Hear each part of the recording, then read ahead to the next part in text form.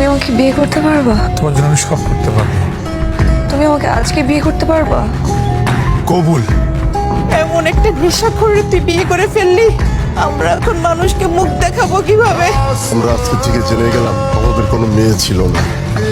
তোমার জন্য আমাদের বাসার দরজা আজীবন বন্ধ। আমাদের সাথে দোয়া করো।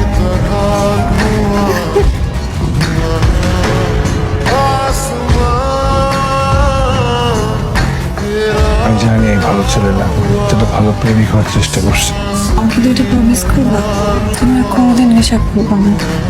আর দ্বিতীয় প্রমিস, তুমি ইনকাম করবা, আমার ভাইয়ের টাকা চলবে না, নিজের পায়ে দাঁড়াবা।